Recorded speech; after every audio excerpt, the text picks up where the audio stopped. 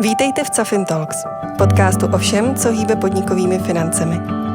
Své know-how s vámi sdílí zkušení odborníci, kteří pomáhají zlepšovat dennodenní chod firem. Zpomalte, udělejte si pohodlí a načerpejte inspiraci. Prověřit obchodního partnera, zmapovat trh, odhalit insolvenci dřív, než se stane. To jsou věci, které Slovensko má přes Finstat skvěle vyřešené. Teď přichází stejná věc do Česka. V dnešní epizodě Cafin Talks se dozvíme, co přesně to znamená a co od nich čekat.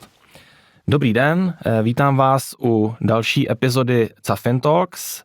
Mé jméno je Michal Polesný a mým dnešním hostem je Filip Glasa, ředitel společnosti Finstat. Filipe, dobrý den. Dobrý den. Filipe, na úvod nám řekněte, představte nám pro ty posluchače, kteří Finstat neznají, o čem vlastně ta služba je a jak se vám povedlo dosáhnout na Slovensku takového úspěchu. Tak Finstat zbiera dáta zo štátnych registrov, prevažne teda zo štátnych registrov a potom na jednom mieste tie dáta zobrazujeme v grafoch a v číslach tak, aby tomu povedzme aj obchodný zástupca porozumel a vedel z toho vyčítať aspoň základ nejaké finančnej kondície firiem. A na Slovensku my sme v roku 2012-13 začali budovať webový portál takéhoto typu, najprv úplne zadarmo free, až potom sme tam pridávali platené produkty. No a tým, že to už tam funguje vyše 10 rokov, takýmto spôsobom, že bežný užívateľ človek si môže tieto dáta pozerať celkom v prístupnej forme zadarmo, tak vlastne sme sa tam stali pomerne známymi. A potom neskôr, povedzme, že študenti, vysokoškoláci a podobne, tam chodili si pozerať tie dáta zadarmo, respektíve to používali v nejakých prácach. A potom, keď sa dostali, niekde sa zamestnali v nejakej firme, potom trebárs už ten Finstat poznali a kúpili si tú platenú verziu. Takže toto je vlastne asi tak zhruba ten náš príbeh za 10 rokov na Slovensku. Pro mě a myslím, že pro řadu dalších posluchačů je vlastně Finstat na Slovensku ekvivalentem justice v České republice a přiznejme si to, používání justice není vždycky úplně procházka růžovou zahradou. Co konkrétně přinese Finstat v Česku v rámci té expanze? V Česku máme teraz spustenú zatiaľ platenú verziu, pretože pre nás bolo rýchlejšie a ľahšie práve spustiť tú platenú. A práve teraz dokončujeme free Finstat český a tú zadarmo verziu, ktorá bude podobná, nie je úplne rovnaká ako slovenská, ale bude podobná. A budú tam spracované dáta samozrejme z účtovných závierok a už budú teda v dátovej forme, v grafoch, takže nebude treba si sťahovať tie PDF-ka a nejako to čítať alebo prepisovať do Excelu. A potom ešte nejaké ďalšie informácie z obchodného registra, samozrejme z insolvenčného a tak ďalej. A tá free verzia bude dostupná pre bežných ľudí a užívateľov zadarmo a až teda väčšie firmy, ktoré potrebujú pracovať so stovkami, možno tisícami obchodných partnerov, tak tí budú potrebovať alebo využívať tú platenú verziu. Proč vlastně jste se rozhodli expandovat do Česka zrovna teď? Je tam nějaká událost, která vás v tom podnítila, nebo proč padlo to rozhodnutí aktuálně? No, my sme to mali v pláne úplne od začiatku, ale mali sme tak strašne dlhý to-do list, že sme si povedali, že až to bola taká chyba na úsudku, že až keď dokončíme ten to-do list na Slovensku, tak potom spracujeme tie české alebo nejaké iné zahraničné. Ale my sme sa ani nedostali k tomu, aby sme ten zoznam vecí zo Slovenska dokončili, tak som si povedal, že už to musíme v určitej fáze nechať tak, akože nesnažiť sa dokončiť všetky naplánované úlohy a vlastne preskočiť a začať programovať tú českú verziu. A samozrejme, že pri plánovaní ID projektov to trvá dlhšie, ako si človek myslí, takže sa nám to natiahlo o niekoľko rokov. Takže ten štart je v tomto roku a len kvôli tomu, že to takto práve teraz stíhame.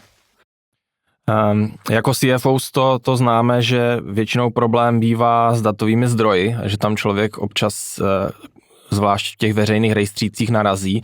Jak je to s kvalitou datových zdrojů, když to můžete porovnat třeba Česko-Slovensko? Je tam rozdíl, jsou společnosti v některé z těch zemí poctivější v tom odevzdávání těch podkladů? No, Slovensko je výnimka asi v rámci celej únie v tom, že u nás je portál, ktorý sa volá Register účtovných závierok, z toho čerpáme aj my, ktoré tie dáta už má v datovej forme a on čerpá z finančnej správy.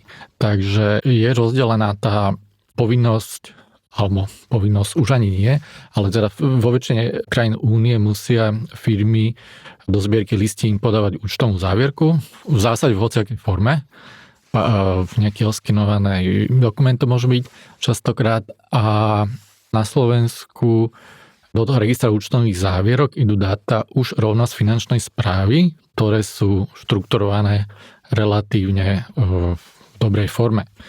No a vlastne aj to nám umožnilo štart na tom na Slovensku, takže tento jediný dátový zdroj je na Slovensku lepší ako v celej Únii, ale je to asi jediné ako jediný zdroj, ktorý je tak na Slovensku výnimočne dobre spravený. V Českej republike, ale aj vo väčšine krajín únie zase je ten systém tak, že účtovnú závierku musíte podať, povedzme v tej papierovej nejakej PDF forme do zbierky listín pri obchodnom registri a tá sa potom zverejní a my to musíme spracovať vlastne z tých väčšinou PDF dokumentov, čo je náročné. Takže vlastně jakoby cena, asi jednotková cena za zpracování těch podkladů je v Česku a v dalších zemích vyšší než na Slovensku, kde je na to nějaký standardní template. Já vždycky jsem si říkal, proč vlastně ty rozvahy a výsledovky mají tak škaredý grafický formát na Slovensku, tak už chápu, díky za to vysvětlení. Jak je to s procentuální úspěšností sběru těch podkladů vůbec v rámci toho rejstříku, protože v Česku jsou známé případy i relativně velkých firm, které vlastně tu povinnost ignorují. Zverejňuje zhruba 50% firiem, ale netýka sa to len Českej republiky, ale všetkých štátov v Únii. Sice povinnosť je, ale keď tá firma nezverejní, tak sa nič až také strašne nestane. Maximálne môže súd požiadať, aby zverejní dodatočne. Hej. Ale pri tých, to budú stovky tisíc, povedzme, firiem, tak to samozrejme nikto nemá kapacitu žiadať ich o to alebo to kontrolovať. Ale rovnaká situácia je treba aj v Nemecku a vo Francúzsku a v iných krajinách Európy. Sice je to povinné, ale tie firmy sa dokážu tomu vyhnúť aspoň do určitého času. A je to tak teda v celej Európe, že zverejňujú zhruba tak 50% firiem, ale na druhú stranu firmy, ktoré sú auditované, tak tam je to percento ďaleko vyššie, to bude cez 90%. Pojďme teďka k těm use caseům. Já jako finančák vlastně často v nástrojích jako Finstat vidím další náklad, který mi tam přibyde na výsledovce, ale my jsme notoricky známí tím, že naše představivost není úplně velká. Povězte nám, Filipe, jak se dají data vlastně z Finstatu využít pro zlepšení biznesu, zvýšení komfortu práce, nebo co jsou třeba další use casey, které by nás na první dobrou vlastně nenapadly ani? Také najtypickejšie use casey sú preverovanie firiem, akú má finančnú kondíciu a vidím to rovno v grafoch finančných ukazovateľov, nemusím si to z tej účtovnej závierky nejako prepočítavať. Pochopí to napríklad aj obchodný zástupca po nejakom krátkom vysvetlení, školení, nemusí to byť finančný analytik priamo. A potom druhý hlavný use case je vyhľadávanie zákazníkov alebo vyhľadávanie firiem na základe filtrov, región, sektor, obratová nejaká kategória a vyfiltrujem si ich a ešte ďalšie filtre vyfiltrujem si v tých stovkách tisícov firiem, mám to relatívne rýchlo, ten výsledok dostupný, viem si ho vyexportovať do Excelu, potom s tým ďalej pracovať, tak to je pomerne tak používaná funkcia a dá sa teda používať ako taký ten zoznam firiem na oslovenie potenciálnych. A posledná taká veľmi používaná vec sú monitoring a portfólia firiem. Nahrám si tam tisíce firiem, napríklad podľa IČA, sú to moji obchodní partneri, zákazníci, dodávateľia, povedzme konkurencia a sledujem si ich takto ako v skupinách portfólií. Mně napadá hned na první doboru další možný use case a to sledování vlastně aktivity obchodníků. Je nějaký takový, řekněme, jako audit log, něco, co po vás třeba zákazníci chtějí, abyste vlastně sledovali, jak často ten uživatel do toho systému přistupuje, jestli ho vlastně používá. Asi to vieme urobiť a vieme teda sa pozrieť na to, že tí obchodníci ako často ho využívajú, ten web. Ale ako v tomto sme sa stretávali s tým, že či tých zákazníkov nesledujeme. Takže to náraža na to, že keby nás o to niekto požiadal, tak asi mu vieme takéto štatistiku urobiť, ale bežne to asi neponúkame kvôli tomu, že by teda boli tí zákazníci z toho možno, že mohli by to brať za hranou áno.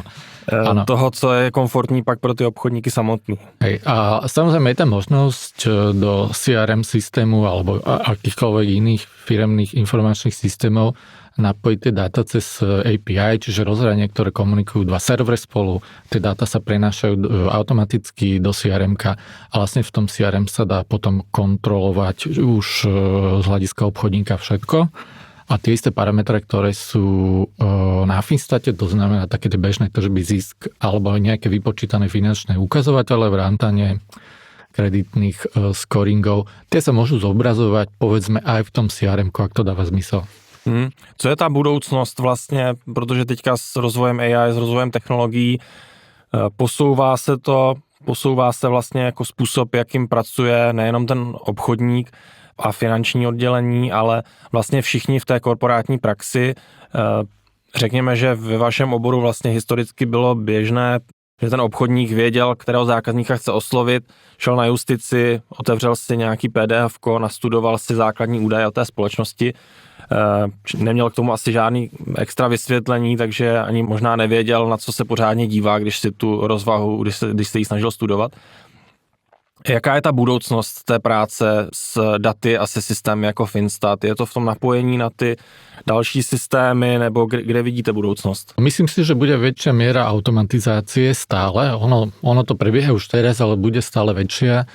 Všetky tie dáta sa budú snažiť mať firmy priamo vo svojom informačnom systéme a povedzme tým obchodným zástupcom vytvoria nejaký workflow alebo postup, ktorý majú dodržovať a môže to fungovať aj formou checklistu, že keď je splnené toto, tak vtedy tam môžeme predať za určitých podmienok, takže nastavovanie ako keby takých pravidel. To je asi jedna vec. Druhá vec, asi netýka sa to nášho oboru úplne, ale môže sa viac a viac používať AI aj na automatizáciu, aj na nejaké naformulovanie komunikácie s tým zákazníkom a tak podobne. A čo si myslím ja v obchode bude veľmi dôležité, práve preto, že papierovú prácu alebo nejakú takú e-mailovú komunikáciu za mňa teoreticky vybaví nejaký agent, tak za mňa tam bude asi dôležité osobné stretnutie a osobná komunikácia, pretože toto AI nenahradí, ale to už je teda mimo toho nášho oboru. A potom z nášho pohľadu interne ako z firmy bude pomerne dôležité 3 roky sa nastavovať na nové modely, ktoré prídu. Teraz my sa musíme vyrovnávať s jazykovými modelami. Trošku nám to robiť problém, povedzme, v návštevnosti webu, pretože dneska, keď si dáte otázku, napríklad koľko je firiem v nejakom kraji alebo v nejakom sektore, tak vám AI dá odpoveď hneď v tom chatbote a vy sa nemusíte na ten zdroj, na Finstat alebo iný web ísť pozrieť. Takže nám už klesá návštevnosť a klesajú návštevnosti aj iných podobných webov. No a na toto sa my musíme adaptovať a za 5 rokov príde nejaký ďalší model, zase sa budeme musieť adaptovať, takže v tomto to bude dynamické. My jsme na úvod zmínili, že nástroj Finstat vlastně umožňuje odhalit insolvenci obchodního partnera dřív, než se stane. Jak to děláte? No tak na to sú zavedené scoringové modely, ktoré sa na základe nejakej vyššej matematiky vypočítavali na skupine firiem, na nejakej vzorke a najznámejší je Altman Z-score, potom v Čechách na Slovensku je používaný index 0,5, ktorý bol vrátaný na vzorkách firiem, ale myslím, že to boli desiatky, maximálne stovky tých finančných dát. A my sme si vyvinuli vlastný FinCEN score, ktorý je teda rátaný na stovkách tisíc účtovných závierok a insolvenčných konaní, alebo stovkách tisíc firiem. A takéto modely dneska už je možné aj vďaka tomu, že tie dáta sú lepšie dostupné v štrukturovanej forme. Prakticky si môžete urobiť každý rok, prepočítať ten model alebo každých 5 rokov urobiť nový. To jsem se chtěl právě zeptat, to znamená, vy, když máte všechna ta data i o těch skutečných insolvencích, tak jste schopni ten model nějakým způsobem kalibrovat, Áno. aby to skóre pořád dávalo smysl. Dá sa minimálne kontrolovať každý rok, že či ho máme zmeniť, alebo či nám platí ten starý. Takže my si ho vyvinieme, ten starý model, alebo ten súčasný, ktorý používame. Každý rok skontrolujeme, či už náhodou nie je čas ho updateovať úplne. A zatiaľ tá situácia je dobrá. Ono, ani ten Altman Z-score nebol úplne zlý, aj keď bol vyvinutý v Amerike na amerických dátach desiatky rokov dozadu a funguje relatívne dobre, takže ale keď ho chceme mať ešte presnejší, tak samozrejme to rátame na ten lokálny trh, napríklad na Slovensku, alebo Česko, alebo na Európu. S tými súčasnými dátami, povedzme 1-2 rok starými. Perfektní, tak jo, moc děkujeme, Filipe, a budeme držet pěsti s rozjezdem biznesu v Česku. Ďakujem. Cafin Talks pro vás připravuje Česká asociace pro finanční řízení. Jestli vás, stejně jako nás, podnikové finance baví, můžete nás více sledovat na www.cafin.cz nebo na sociálních sítích.